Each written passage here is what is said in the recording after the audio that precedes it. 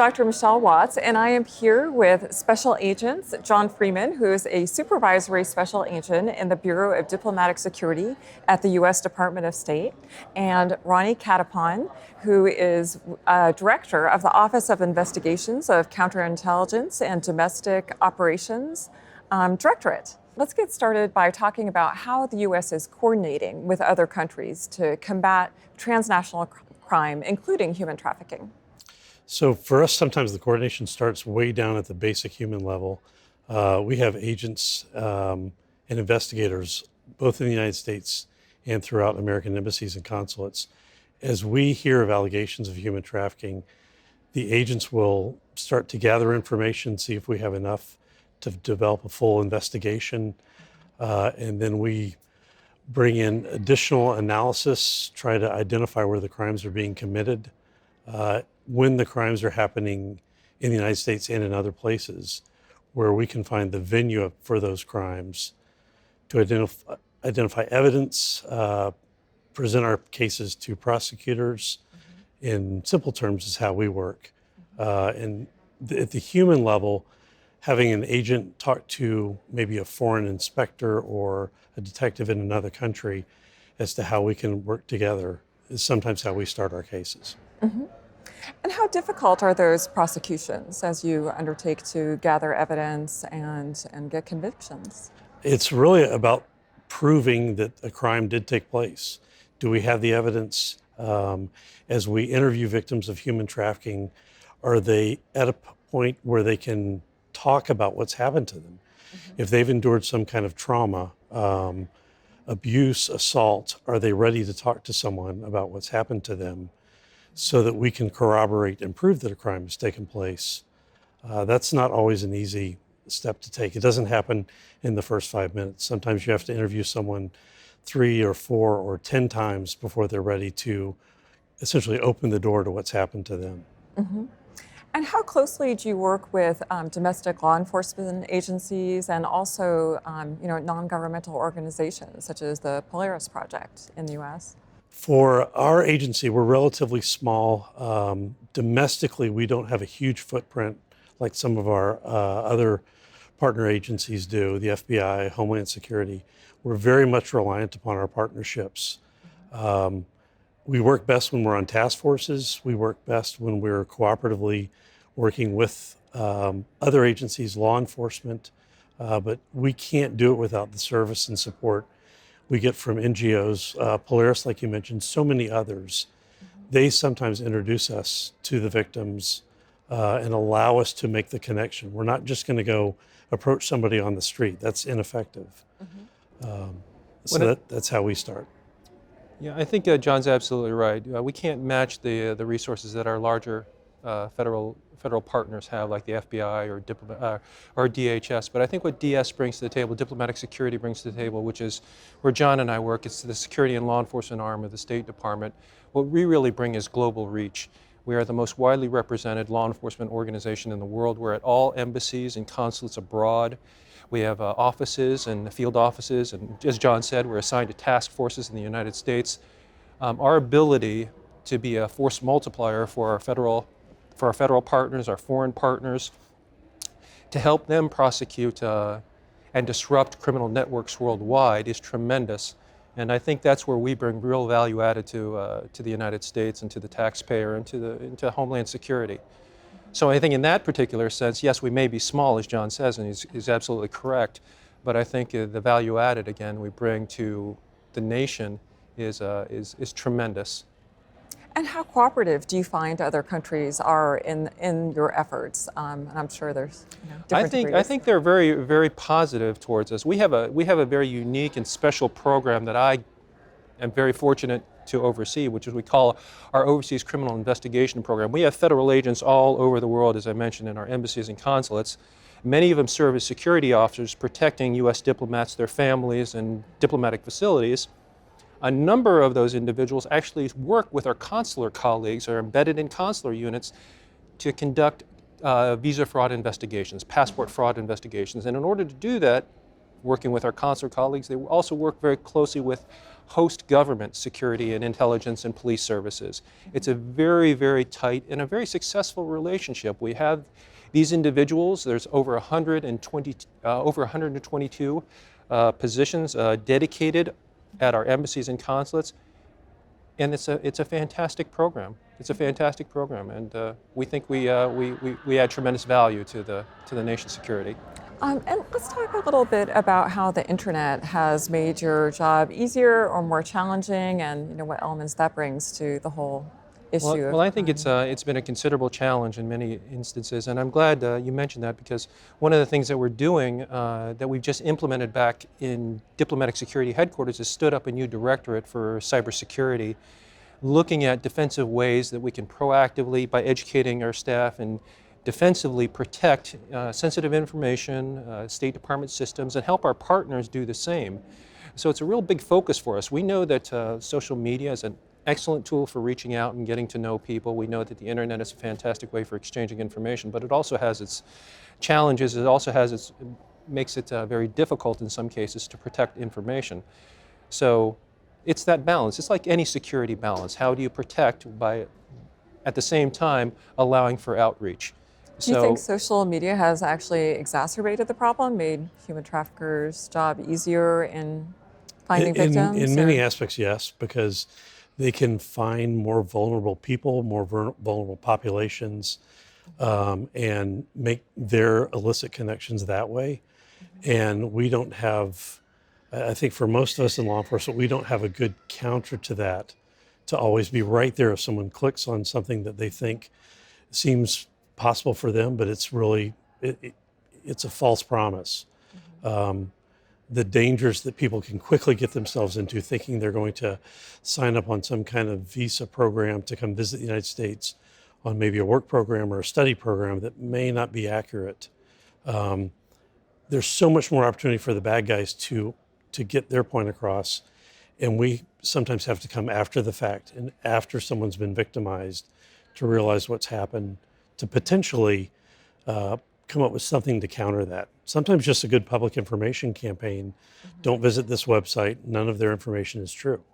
That's always been a challenge as we've connected more through the internet. Are there any particular internet tools that you're able to use to help prosecute or to help warn people about the dangers? It really is the whole spectrum of everything that's out there on the internet, from publicly accessible information to government databases, law enforcement databases. We've gotten so much better to utilize resources and empower analysts. Our analysts are phenomenal at doing a very deep dive in a very short amount of time. 20 years ago when I started my career, having to call up to like State of Maryland motor vehicle office to find if someone had a driver's license would have taken me a day or two or three if I had the right phone number.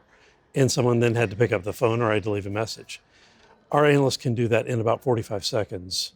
It's so much more efficient nowadays. So what are the challenges in gathering data about the problem? Is that something, I know this Department of State makes efforts to kind of, track what's going on, how accurate do you think the information you get is? Knowing that when we throw the net out that we get so much back, having the great analysis, being able to sort through information to realize what's valuable and what's not, can take up a lot of time. We recently conducted an investigation. We got a lot of information, terabytes of information as part of a search warrant. And now having not just the case agent and the assigned case analyst go through that much information, it would take years. And the prosecutors want to work towards getting this into a courtroom soon. We have to bring on additional team members, agents, analysts, sometimes people focused on a language or a specialty, to literally sort through just reams of information to find maybe one piece of paper that would be beneficial at trial. It's a big challenge. It eats up a lot of time, in some cases money, because we always want to have the best, newest equipment so that we don't lose any of our time because of a computer breakdown or a glitch in a system. Yeah, absolutely. And do you get a sense from the data if the problem is growing or if it's been alleviated, or Is there any way to know that? I mean, I think, as John said, our analysts do a fantastic job. We really rely upon them, not only to look at individual cases, but look at larger patterns and trends as we move forward. And I think that's where we really count on them to help educate us on what they're seeing so that we can translate that back to the AUSAs, the prosecution side, to develop the case and look which way we're going in terms of the investigative strategy. So it's all unique to the case, I guess I would say. But it's, as John said, it's very difficult. We're now in this information age where you get so much information, and we're under the added requirement of having to ensure that it meets all the prosecution requirements, because if we introduce it in court, there are certain requirements that must be met. So that's an additional burden on us that a bad guy may not really care about. Of course they're not going to care about. So getting to that stage, though, we have very dedicated agents, very dedicated analysts, and I think we do a pretty good job.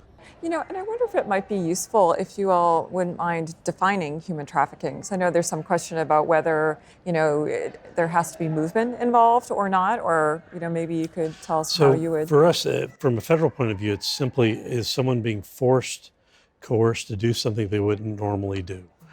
If someone is in a job that maybe isn't to their liking, the hours are long, as long as they have the ability to walk away from it without any kind of physical or coercive penalty, it may just be a bad job. If someone has some element of force held over them, I'm going to hurt your family members, I'm going to hurt you, I'm going to withhold a huge percentage of your pay. Now we start talking about the coercive element and the lack of a choice that employee, that person has to simply walk away and go find a better job. And again, for us to get to that, we need to talk to the victims. We need to really engage the victims to hear that from them, sometimes in the form of a sworn statement, or if they can lead us to other information. If we can get video recordings of something, if we can get witness statements from other people, that's usually very beneficial to our investigations. And are the victims often hesitant to talk? Do they fear repercussions? Very much so. And it really sometimes comes down to maybe just the shame of they got into a situation they didn't expect to get themselves into, all the way to horrific, terrible trauma that they've had to endure, sometimes for years. And then if you build in sometimes a cultural or a gender factor, a woman who's been a victim of commercial sex trafficking doesn't inherently want to come tell me her story in the first 5 minutes. It takes a little bit of explanation to let her or the victim know, I'm there to gather information from them. I'm not judging. I'm not there to second guess something that they may have done. And that takes a lot of rapport building and tremendous amount of trust. It's only more difficult if we're talking about a cultural barrier, a language barrier. Having to interview someone and we don't speak the same language builds in a whole nother layer of a challenge, and sometimes can double the amount of time. And to tell your story in a situation like that is grueling. And it's not fair to say, okay, for the next 2 hours, you're going to tell me about your trafficking situation. That's inappropriate and it's not effective. Absolutely. Is there anything that you think the general public should know as far as reporting on either trafficking or other crimes? People might kind of wonder sometimes what their role is in the community. Well, I think that's a very good question, and I think it's just a matter of educating themselves and knowing that those resources are out there and available for folks. If they do believe that someone's being trafficked, contact the local police. The local police will be able to put you in touch with the federal level if it's a federal crime, and it is a federal crime in many cases. But there are state statutes, there are local statutes that can help out. But by all means, if you think someone's being trafficked, if you think someone is in jeopardy, if you think someone is being harmed, there are resources out there to help. Don't dismiss your fears thinking, oh, I'm just imagining these things. Well, in many cases, people out there are smart and they know when things are out of place, and they should be able to reach out. They can reach out. The national hotline that the Polaris runs is a great reference for anyone. They take the calls. They're completely anonymous. They are referred to law enforcement. Also, our good friends over at Homeland Security have a wonderful website through their Blue campaign that has a lot of public awareness pages, but also some interesting videos to help better inform the general public at large as to what could be happening around them. Um, it could permeate almost every level of society, from domestic workers to hospitality staff to laborers, and Americans and people around the world, when they see something that doesn't look right, it's very appropriate for them to report that so that another set of eyes can at least look at it to determine if something illicit's going on.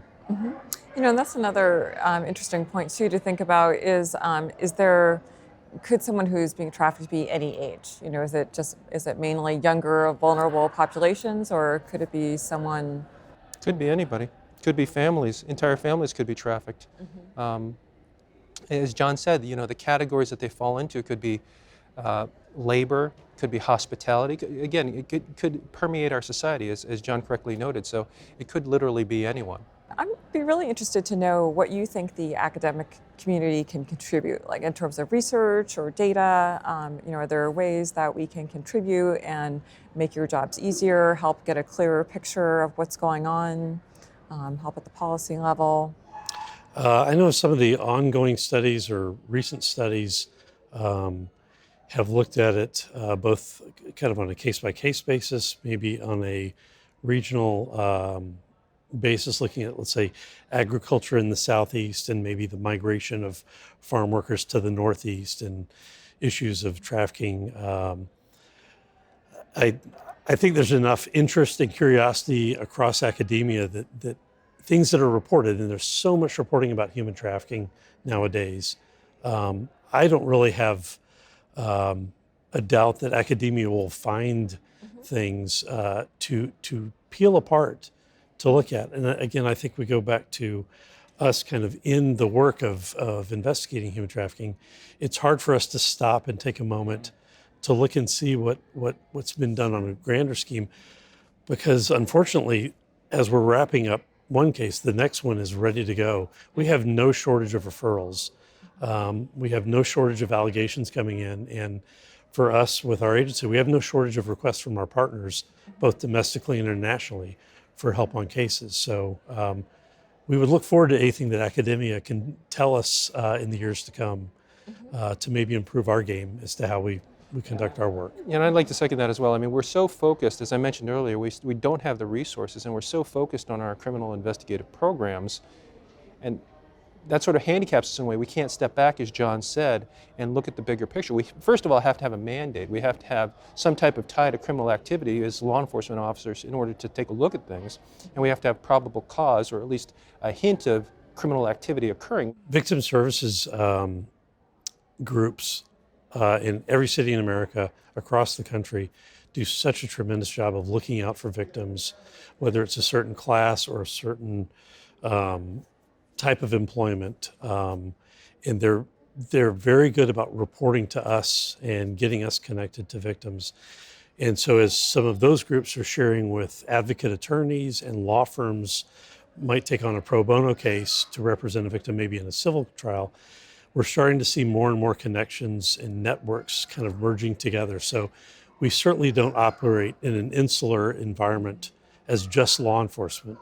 We gather information, we make connections, we talk about things across different professions, all with the goal to combat trafficking, to ensure that we don't have victims one day. It's kind of a sad state that humanity still has that's going on, but as long as somebody's willing to exploit somebody else, there will be human trafficking, and we'll be there to investigate it. Would you make a distinction between human trafficking and human slavery? It's really in the nuances of the case, depending upon who the audience is. It might make for a great essay question, but if someone used the word slavery, I know my good friends from the prosecutorial side will say, well, our slavery laws don't really address some of the trafficking situations that we encounter. But if you're just talking in kind of open conversation, they're mostly interchangeable.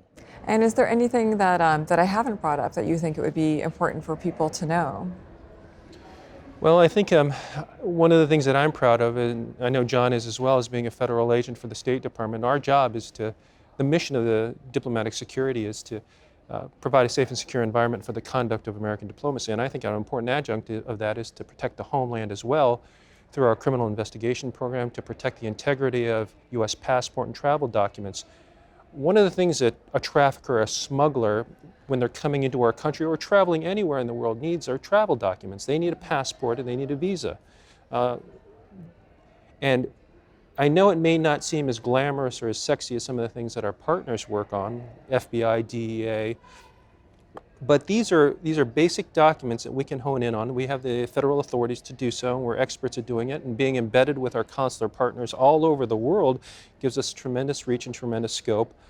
I think we have bring great value added again into disrupting these networks, working in partnership with our federal partners and our foreign partners. Well, I want to thank you both so much for being here today, taking the time to talk to us and inform us and inform the public about what you do and what we can do to be a part of it.